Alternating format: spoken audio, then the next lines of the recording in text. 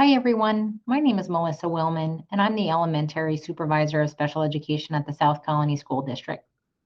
We've put together a presentation for our families of students with disabilities that are currently in preschool but are eligible to transition to kindergarten in September of 2022.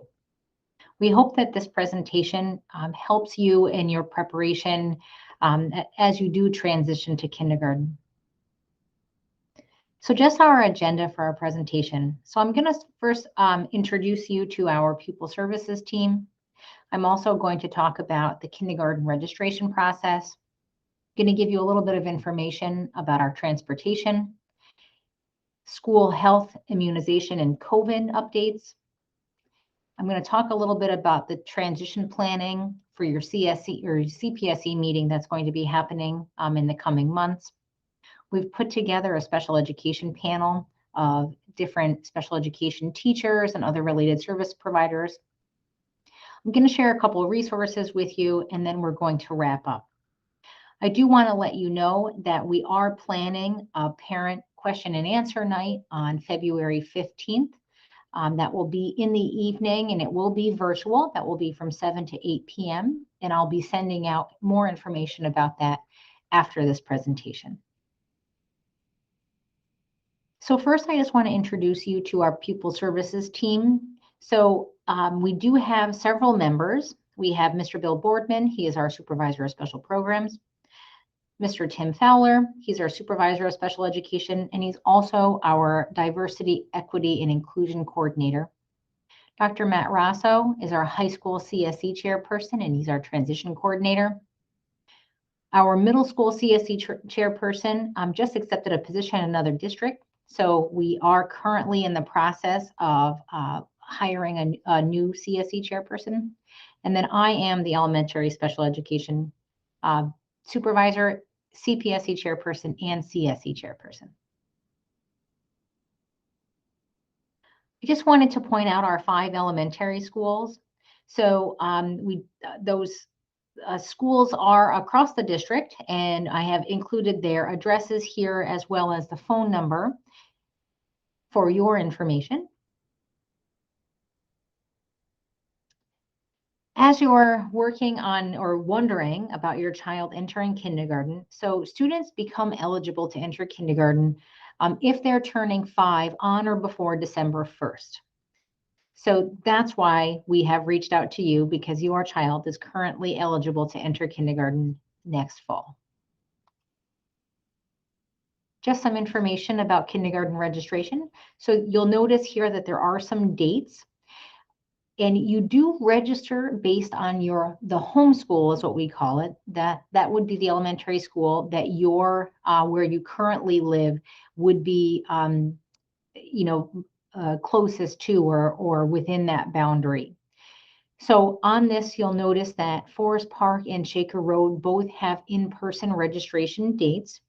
Roselleville, Saddlewood, and Veeder have given us some dates, and they are mailing out information to you. And if you have not received information by those dates, they have asked that you please give their office a call. I know that some families have reached out to me regarding registering for kindergarten. And some families have been confused because you registered when you initially registered to have an evaluation with CPSE, but you do need to register again for kindergarten. If your child were to attend an elementary school that is not their home school, we're going to make those decisions during the annual review in your CSE meetings later this spring. And if that were to happen, we will take care of coordinating transportation or any other paperwork that would need to be shared with a different building. But for now, you're going to want to register with your home school. If you are considering waiting to enroll your child in kindergarten another year, you are eligible to receive special education services. Those services may look a little bit different than what the services that your child may receive if they were to come to kindergarten. It will be important that we still have your child's annual review meeting where we will talk about what your child is eligible for. And I just want to share that the location of those services you may need to provide transportation depending on where those services would be provided. If you are considering enrolling your child in a private or parochial school, your child may also be eligible to receive special education services. The school district that is within the boundaries of the different private and parochial schools is responsible for providing those special education services. And as an example, the schools within the South Colony School District that we provide special education services for are Spotted Zebra, Our Savers Christian School, Christian Brothers Academy, and Anur. If you were considering having your child participate or enroll in one of those schools this fall, you're going to want to let us know. Or if you're considering having your child attend another private or parochial school in another school district's area, you're going to want to let that school district know by June 1st. That could be through a letter that you would address to the school district, letting them know that you anticipate that your child may attend that school and that you would like them to receive special education services. Transportation. So you are going to be notified of transportation information, including the bus number, pickup and drop-off points. I would recommend that you would look for that information towards the end of August. That information will be on the Aspen portal or the Aspen page. If you have not registered for that, that's something that you're going to want to do in the future. Another important element is that when transportation is being set up, they set up those bus routes based on your home address. So if you are interested in your child being picked up at a location that is not your home address, you're going to want to fill out the transportation form on the school district's website. And just to point out that that paperwork is due by July 31st. Some important pieces for your new kindergarten student is that it is required that an adult be present at the bus stop each day. If you have any specific transportation related questions, I would encourage you to give our transportation department a call. I've listed the phone number here. And some students might have special transportation needs, which would be articulated on the IEP, and we are able to provide those services. We will talk about those pieces at your child's annual review meeting this spring. Some updates on the health and immunization. So there are immunization requirements by New York State, and it is important that your child be up to date on immunizations prior to the start of the school year. If you receive a notice from your school nurse stating that your child is lacking immunization, you're going to want to get in touch with your pediatrician to schedule those. Our school nurses have recommended to me that you consider making that appointment before the summer, because once the summer gets going, those appointments get harder to schedule. We just like to remind families that you are also required to have a physical examination. So physicals can be done after September 8th, 2021 until present day. And you're going to want to submit the documentation for that to your school nurse. And then just a couple of suggestions from our school nursing team. So if your child does have any health concerns or medication needs, that would be something that I would recommend that you do share with your school nurse. And that information may be shared with your classroom team if appropriate. All medications need a written order from your doctor and written parent permission, and the medication must be brought or gets brought in its original container by the parent or guardian. That's specifically if your child needs to receive any medication in the school setting. It's recommended that you do send in an extra outfit in case your child has an accident or if they were to spill anything on their clothing. There is opportunity for snack daily. So we do encourage you to send in a snack. Just be aware that some rooms are nut-free. And that also applies to our cafeteria. We do have nut-free tables in our cafeteria as needed. We do participate in physical education. So if you're, please make sure to send in sneakers or a change of shoes if your child is wearing a different pair of shoes on their PE days. And just remember that sleep is really important. It's a really important element to your child in their growth and development. It's recommended that children under the age of 10 get at least 10 hours of sleep per night. And that includes on the weekends to maintain that consistency and routine. Just to mention about our COVID procedures and policies, we aren't able to predict what those policies and procedures are going to be for next fall, but you can find more information about that on our website. Our current district procedures and protocols would be that bottom link on the screen right now, and that will be reviewed and updated throughout the spring and planning into the school year next year. I do want to talk a little bit about preparing for your CPSE meeting, which is coming up in just the very near future. So just a couple of acronyms that I want to talk about. I sometimes joke that our special ed world has its own language, and so I just like to start to break down some of those terms. So the CPSE is the Committee on Preschool Special Education, and then the CSE is the Committee on Special Education.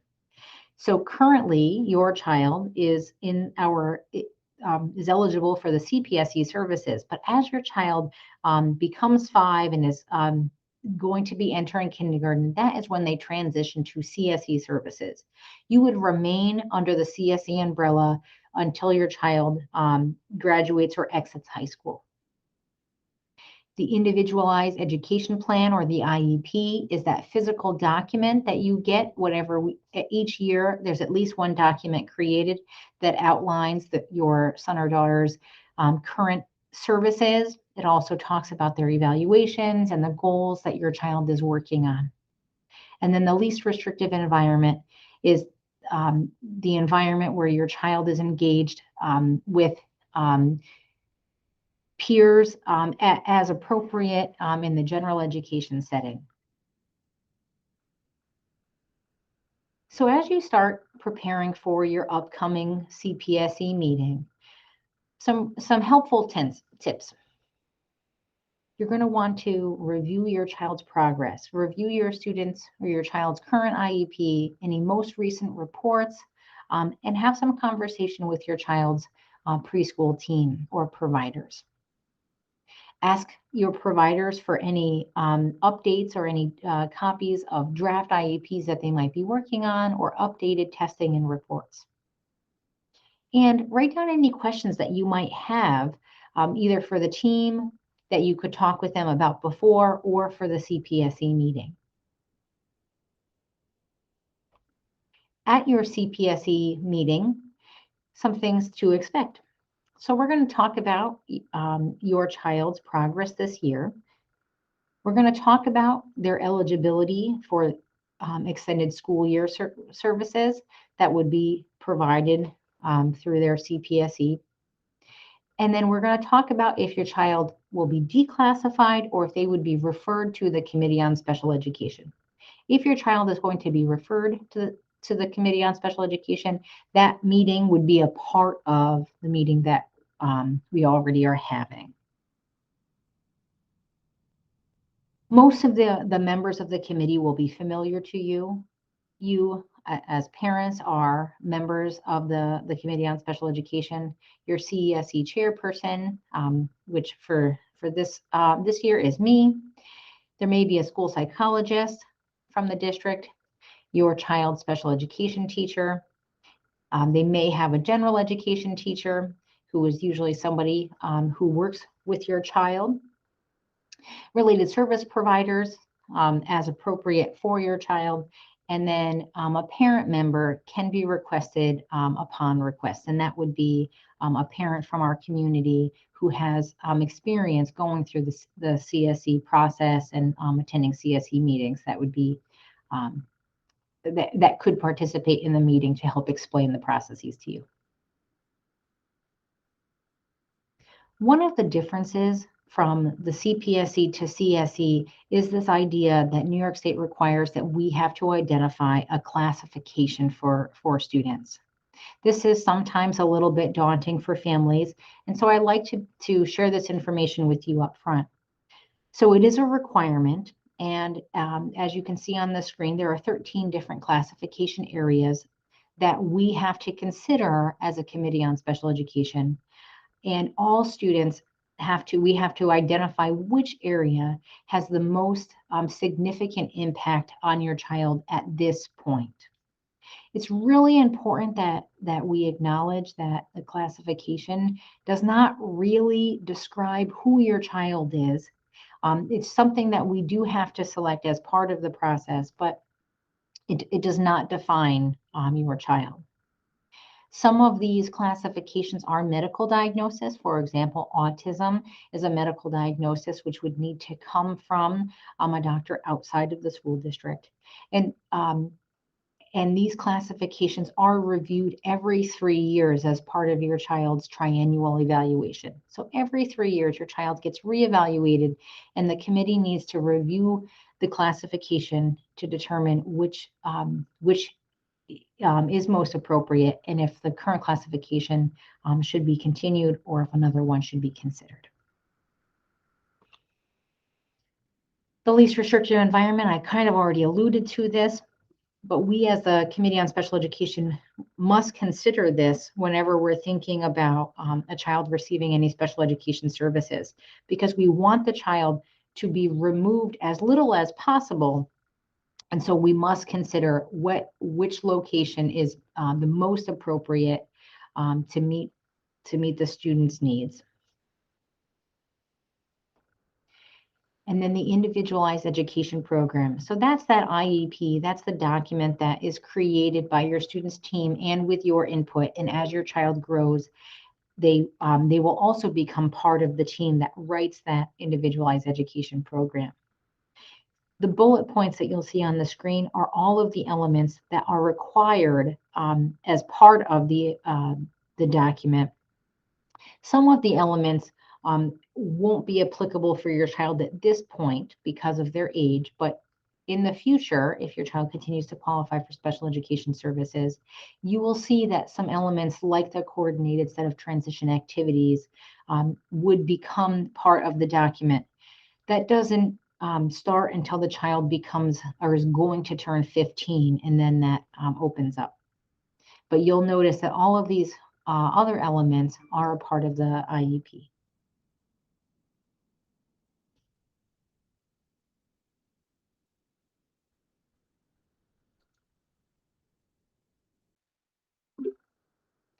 I'd like to introduce our special education panel of providers from our elementary schools. First, I'd like to introduce Jess. Hi there, I'm Jessica Schoening. I am a special education co-teacher over at Veeder Elementary. This year, I'm currently working in one of our kindergarten co-teach classrooms, and I'm going to give a brief overview of our special education services that we offer here at South County. So the first group that we're going to talk about, the first type of program, is the special class program. This is a program where all of the students have special needs, and those are all students with similar needs in these classrooms. These classrooms are usually always led by a special education teacher and sometimes supported by other paraprofessionals in the room to help support with day-to-day modifications and accommodations to meet the needs of the students' IEPs. So that team in the classroom provides support for the curriculum and individual IEP goals. And this special class can take up part of this child's school day or for the whole day. The next program that we'll talk about is integrated co-teaching. This is currently the program that I am a part of right now over at Veeder. And this is where instruction is co-taught by a general education teacher and a special education teacher. So we work together to provide support for the general education curriculum. So the makeup of the classroom is both of students who have needs and those who don't. And so everybody's working on the same curriculum, but accommodations and modifications are implemented by the special education teacher according to children's IEPs so that all students can access the curriculum. And again, this can be for part of the day where that special education teacher provides support, or for part of the day. And so again, for both of these programs and the programs moving forward, there's always a focus on having a team approach to meet the needs of all of the learners. The next program that we'll talk about is consultant teacher services. And there's two types of consultant teacher services, both direct and indirect. So special education teacher will consult with the general education teacher to provide accommodations and access to the general education curriculum. So what that looks like is, for an indirect consultant teacher service, this meeting that the special education teacher has with the general education teacher, they'll meet outside of the day-to-day class time when students are present to plan and meet, so that the classroom teacher may make accommodations or have modified materials to provide students who have individual needs in their classroom. With direct consultant teacher services, the special education teacher will spend time with that student in the classroom during the school day, providing those modifications to support the grade level curriculum and their individual IEP goals. Finally, we'll talk about resource room services. This is a pull-out program. So a special education teacher will pull a small group of students out of the room into another quieter workspace in a small group to support reading, writing, math, organizational needs outside of their classroom day. So this is typically for 30 to 40 minutes per school day. And once that time is over with the special education teacher, the small group of students will then return back to their classroom for the remainder of the day. So some notes on preparing for kindergarten. There's a lot on this slide, but all of these things are things that you probably are already doing with your children at home. Familiarizing your child with letters of the alphabet, upper and lowercase, singing songs, practicing identifying letters, writing the letters in their name. That will be something that makes them feel confident and ready to enter kindergarten, writing their name, a little mix and match to get them used to all of those letters. Beginning counting and writing and identifying numbers 1 to 10, reading and talking about books. Even if it's having your child look at the pictures and talking about the pictures, having children explore any book of their interest and exploring books with you, and having you be that model of what a good reader looks like, really will set them up for success and get them excited about learning. Playing games, turn taking, learning to be patient, to wait our turn, and learning that it's not okay to win every time you play something is great for social development. And when they get here in kindergarten, they're ready to share and play with their other friends at school. And exposing your child to certain school tools like pencils, crayons, scissors, glue sticks. Those are all things that we'll be diving into right away in kindergarten. And beginning to foster a sense of independence. So picking up after themselves, managing some of their belongings, picking clothes out, getting dressed, getting socks and shoes on, and using things like using the bathroom, packing their backpack and getting things together will all be integral parts of making sure that they're ready to start kindergarten on the right path. So again, these are probably all things that you're doing already. And so continuing to do so will make sure that they're ready for a great start in September. Next, I'm going to introduce Lexi, who's going to talk a little bit more about special classes in our district. Thanks, Jess. Hi, everyone. My name is Lexi DeLello, and I'll be talking. I'm one of the self-contained teachers at Forest Park, and I'll be talking about our self-contained special classrooms. So something you might hear at your preschool CSE meeting is about ratios. And first, I wanted to discuss the meaning of those. So this is what your child's classroom might look like. So if you hear the ratio 12:1:2 in your meeting, that means the classroom your child is going into can have up to 12 students, 1 teacher, and 2 support staff. If you hear the ratio 9:1:3, that means the classroom can have up to 9 students, 1 teacher, and 3 support staff. If you hear 812, that means your classroom could have up to 8 students, 1 teacher, and 2 support staff. And if you hear 612, the classroom can be up to 6 students, 1 teacher, and 2 support staff. And ratios are determined at your child's CSC meeting. So transportation, your child will be assisted by an adult getting on and off the bus, and there will also be an adult to walk your child to their classroom. Once we get off the bus, everyone unpacks. So children unpack by their classroom, and one of the things we really work on is independence, but we will assist wherever needed. This is just an example of a routine that can help your child. So as you can see, first it says go to cubby, then unzip backpack, unpack backpack, hang up backpack, take off coat, hang up coat, walk to class, and hand in homework. So this is just an example of a routine that your child might be doing at school. Life skills. These include areas such as eating, dressing, and toileting. So again, the ultimate goal for each child is to be as independent as possible. However, we will assist if needed. During breakfast, lunch, and snack, we work on various skills with your child. These are including but not limited to opening containers, using utensils, drinking from a cup, and cleaning up after themselves. As far as toileting, students are taken to the bathroom on a schedule throughout the day. Usually this consists of a morning, afternoon, and end of the day, unless more is required. So if your child's learning how to be potty trained, totally fine. You will discuss those things with your classroom teacher, and we will work on that as well as you working on it as at home. Okay, next up are visual schedules. They're very important in our rooms. So all teachers have some type of visual schedule to help plan out their day.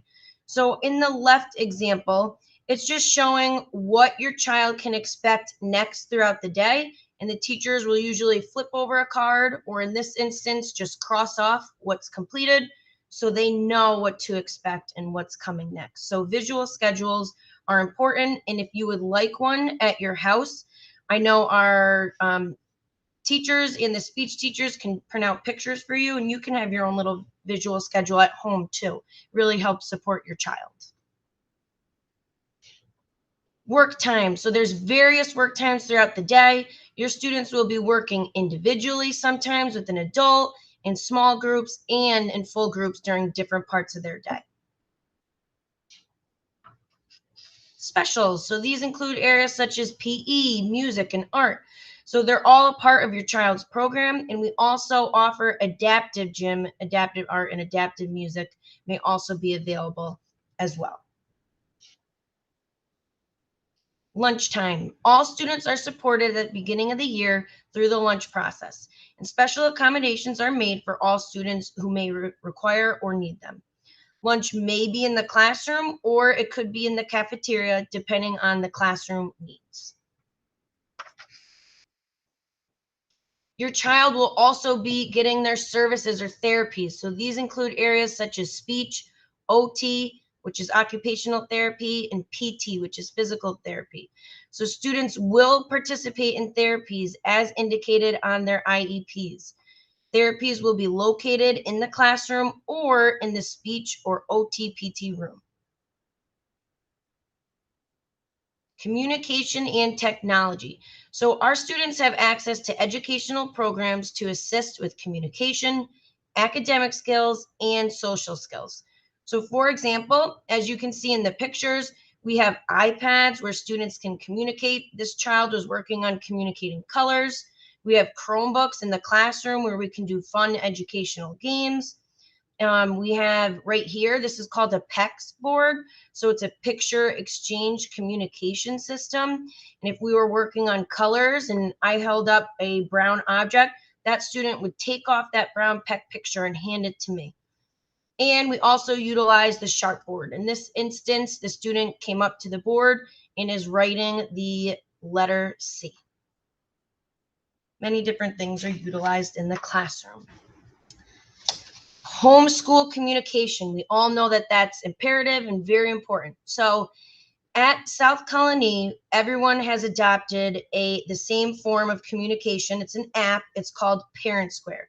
This is most likely your classroom teacher's preferred method of communication. It's almost like texting. It's just an app, free app you download on your phone, and we're able to write throughout the day or at the end of the day about how your child's day went. However, we can also email. There's parent-teacher conferences throughout the year, and we also can do phone conferences as needed.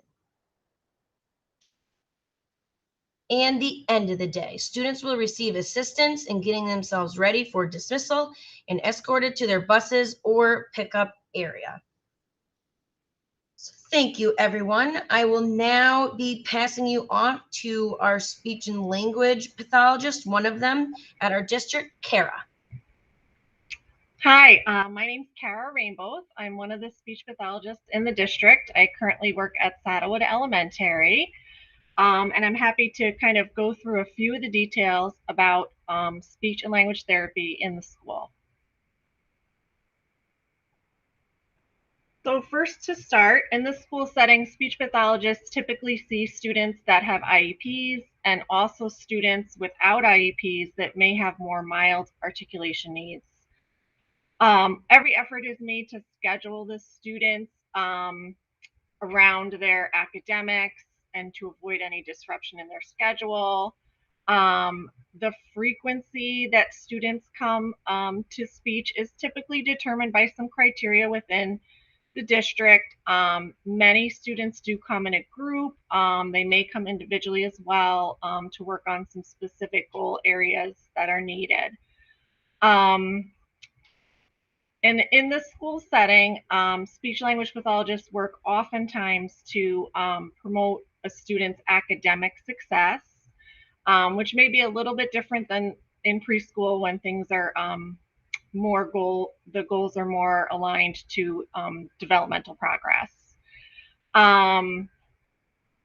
Speech and language goals, again, might be aligned more to the curriculum to your students' needs in that area. Therapy areas that we work on include articulation, the way a student produces their speech sounds, language, a student's grammar, vocabulary, overall communication, how students indicate their needs to their teachers and to their friends, their social skills, how they interact with their peers and engage in conversation, and sometimes in the areas of hearing and hearing loss and eating and feeding as needed, if needed to support the class, usually in the school day. So therapy may be indirect or direct. In an indirect model, the speech pathologist may be working with the teacher to consult, to prepare communication devices, to prepare visuals, to provide strategies that the teacher may use throughout this school day and throughout the school year. Direct therapy may happen with a student in the classroom and also in the therapy setting. So it could be both pushed in and also in the therapy room with the speech pathologist and a group of other peers. And then preparing for kindergarten, many of these were kind of hit upon already. There were some great ideas that Jessica shared. But regarding communication, definitely model and consider the communication, the conversation, interaction that you may be having with your children. Think of the spacing, the eye contact, the looking at each other, model talking and waiting, practicing taking turns. You could do this by rolling a ball to each other or sending a car across the floor, stacking blocks and taking turns as you do so in communication. Monitoring technology, even the best learning apps typically involve an interaction just between a student and a screen. Children do learn to communicate best when interacting with others. So many of the ideas already shared: board games, cooking, pretend play, playing restaurant, playing grocery store. Any of these things are great interactions to promote with your student as they get ready for school. And also, again, as we may have said before, just teaching, taking turns and waiting is important too. As far as developing vocabulary and grammar, it's great to continue to speak in full grammatical sentences with your student. And if you notice some errors in articulation or grammar, you can kind of rephrase what your student might have said. Like if, for example, if a student might say, I is eating goldfish, you might, take some goldfish as well and say, I am eating goldfish, just to model that correct form. Same with articulation. And finally, encouraging interactions with peers, playing with others, problem solving, waiting and sharing, gameplay, all very important. So as we get ready for kindergarten. And as we finish up, I'll get ready to introduce Tanya from OT.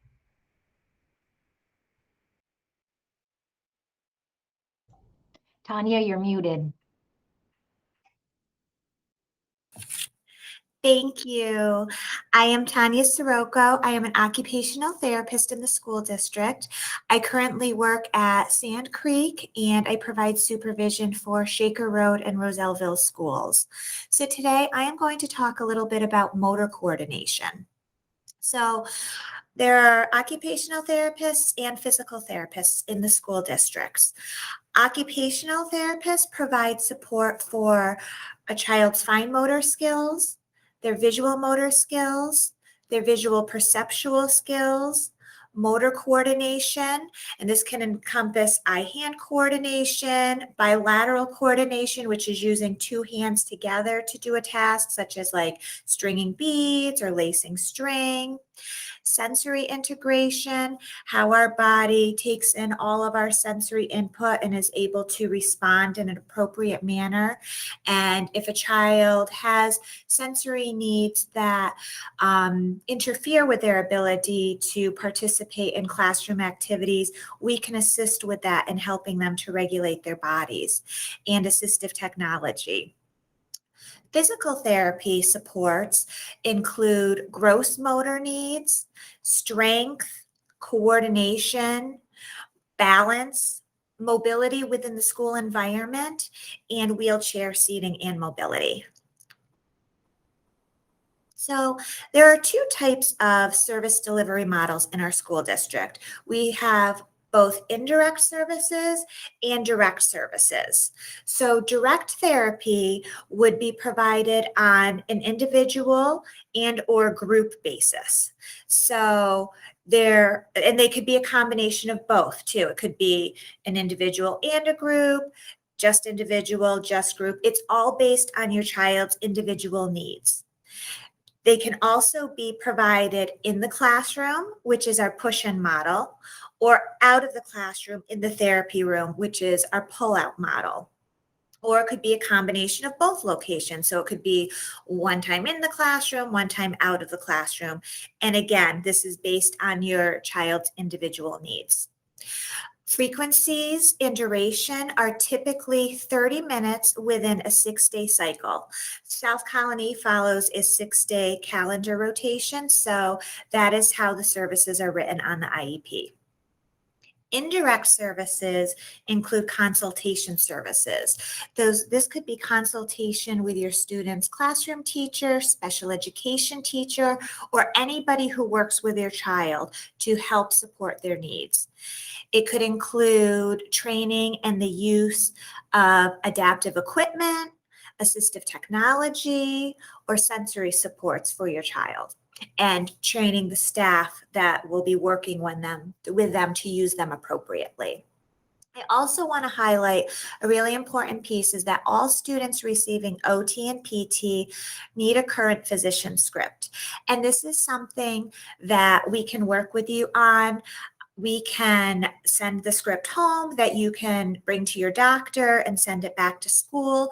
Or if we have a medical release, we can fax it over to the doctor's office for you to help expedite that process. But it's just important that we communicate that we do need that script in order for OT and PT services to occur.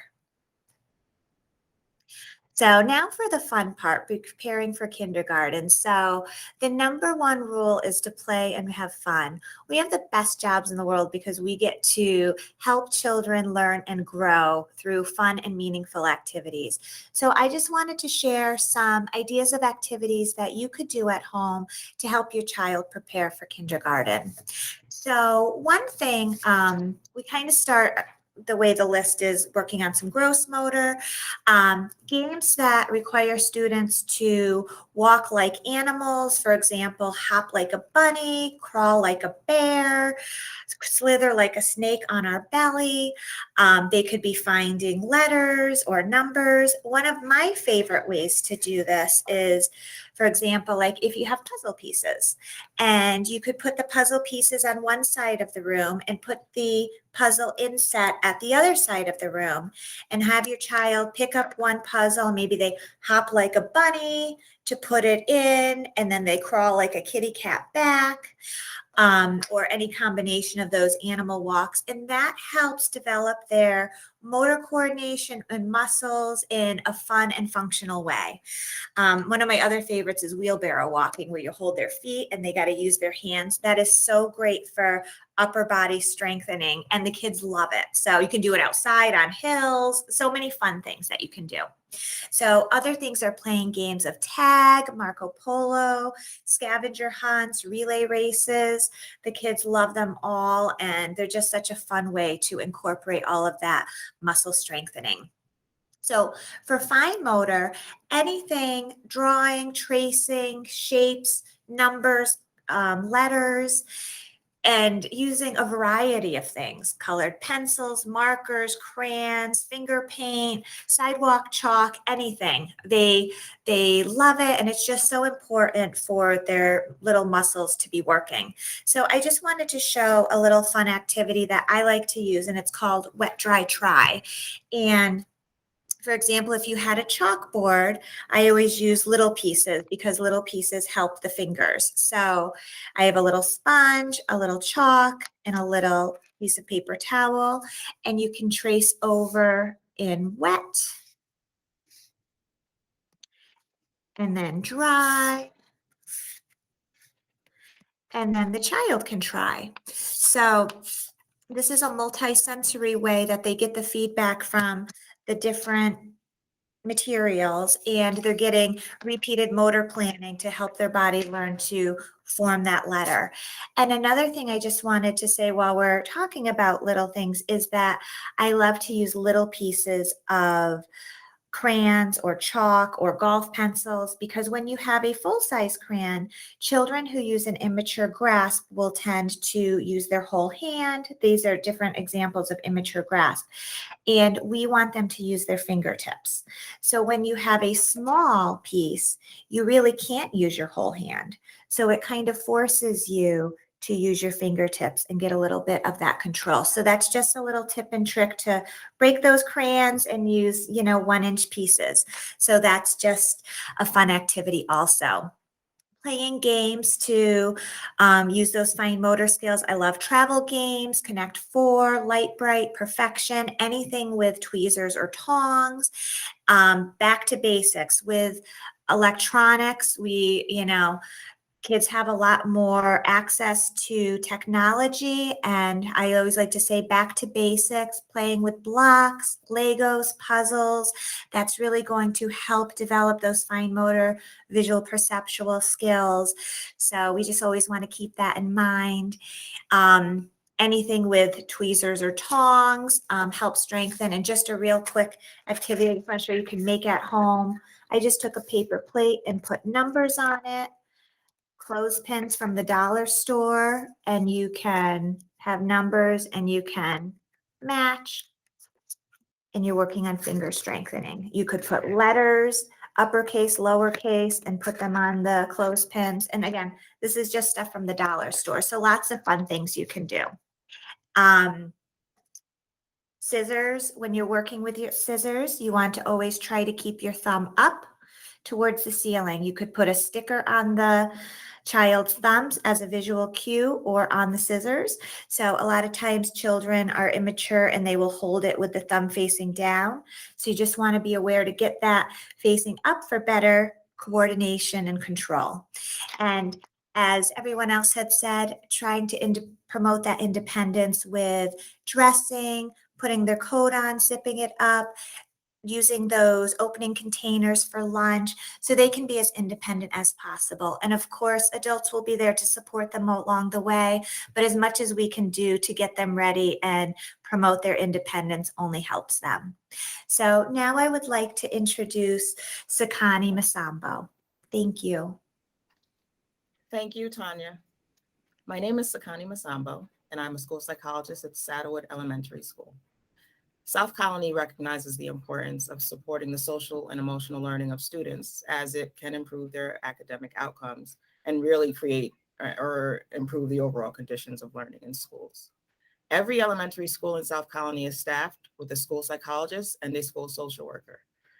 On this slide, you'll see some in-depth explanation of our role, but generally we're both trained to address behavioral and mental health concerns and are qualified to provide counseling and crisis intervention services. In our district, school psychologists tend to focus more on data collection, intervention, psychological testing, programming, and provision of special education services to students with special needs. Our social workers are primarily responsible for delivering school-based counseling services, often in individual or group settings, which are also provided in the classroom or can be provided in the social work office. Our social workers are also our linkage to community resources for our families. The social emotional staff in your child's building communicate regularly with each other and also work closely with teachers, administrators, families, and community providers in order to develop and implement practices that build relationships and create learning environments that support positive social and emotional growth. Your child's transition to kindergarten will be monitored closely by their teachers. We recognize that some students will transition more easily than others, and we will do our best collectively to make the adjustment as smooth as possible. At this point, I'd like to introduce Allison, who will talk a little bit more about the social emotional curriculum that is introduced to students in kindergarten. Hi, my name is Allison Millen. I am a school social worker at Roosevelt Elementary. Our district recently adopted Second Step program. It goes from K all the way to 4th grade. And this program really helps promote school success and a safe and respectful school climate. The teachers, as well as staff members, I am the social worker and I go into the kindergarten classrooms for a lot of the Second Step and help the teachers work together to deliver these types of lessons. The skills that we're learning on, they are broken down into 4 different units. The first unit is the skills for learning. So this is where your child's going to learn how to be a learner. They're going to learn about listening rules and following directions. They're going to learn about using it's called the tentoscopes, where you're helping them focus, and they're going to learn to use self-talk to help follow directions and know what to do, as well as learning to be assertive, to being able to ask for help when needed. The second unit that we focus on is empathy, and that's really teaching the child about feelings and what to do when others are having those feelings, and teaching them to look for clues on their face and their body to figure out how others are feeling, as well as teaching them to have compassion and how to show empathy by listening and helping others. The third unit that we talk about is emotion management, and this one's a really big one. It teaches kids to understand that it's okay to have strong emotions. A lot of times when kids come in during kindergarten, they're not really sure what to expect, and it can be very overwhelming. So managing their emotions, learning about the different coping strategies to use. Some of those would be like belly breathing, counting, using positive self-talk, and talking to adults is really huge. And the last one is problem solving. And this is broken down into steps, and it's teaching your child different ways to problem solve with their peers, how to handle taking turns, how to play fairly with others, and how to interact in a positive way. So second step is something that I truly really love, and I think the kids really enjoy it as well, because they're learning to interact positively, not only with students in their classroom, but also with adults. But on the next slide is Kate Kelly, and she's going to discuss some ways to prepare for kindergarten. Hi, I'm Kate Kelly. I'm the school psychologist at Forest Park Elementary School. A common question is, what can I do to prepare my child for kindergarten? So we encourage you to play with them and have fun. Play dates are a great way for kids to learn social skills. Sharing and taking turns builds social skills. Kids learn emotional regulation strategies by learning to wait, along with problem-solving skills. So visiting local playgrounds and your child's school's playground are great ways to have opportunities to meet peers, and to take a look at some of the equipment that they will be exposed to when they come to school, and having them be successful with that transition. We encourage as much independence as you can foster within them, with their activities of daily living, like getting their coat on in the morning. The more that we can increase their independence, we increase their confidence, and we reduce those frustrating moments for them. We are going to be working on those emotional regulation strategies with them as they come into our school setting. But we encourage you to continue to allow them those opportunities to show their independence, and that will set them up for success. We are looking forward to welcoming your children into our schools. So I'm turning it back over to Melissa. Thank you. And I'd like to say thank you to our entire panel for preparing those slides and the information. We are very excited to have your family and your child entering kindergarten next year. I'd like to wrap up by just sharing a couple of resources with our families. So on this slide are some, the first two resources are information from New York State. And then the last one is just our South Colony Special Education website. We do have some information on there about preparing for our CSE meetings, our continuum of services. So feel free to check that out. And then some specific information for parents and families. I do want to let you know that we do have an active special education PTA here at South Colony. It's called SEPTA. They do have a monthly meeting, and it's just a great way for families to connect. And also members of our special education team are also active members in that group. And then we also have two other resources in our community. They are often called the FACE Center, that Family and Community Engagement Center. They are great resources for our families as well. And then as we wrap up, I just want to remind you again that we are going to have that virtual Q&A session on February 15th from 7 to 8 p.m. I will be sharing out the actual meeting link if you're interested in participating in that. The survey that we put out before this presentation is still active. So if you're interested in submitting additional questions, especially if you have specific questions about your child, you can submit them there, and then we will be able to answer you specifically with those questions. But thank you again. We are so excited to meet with you at your child's CPSE meeting this spring, and then to have them enter our kindergarten classrooms this fall. Thank you.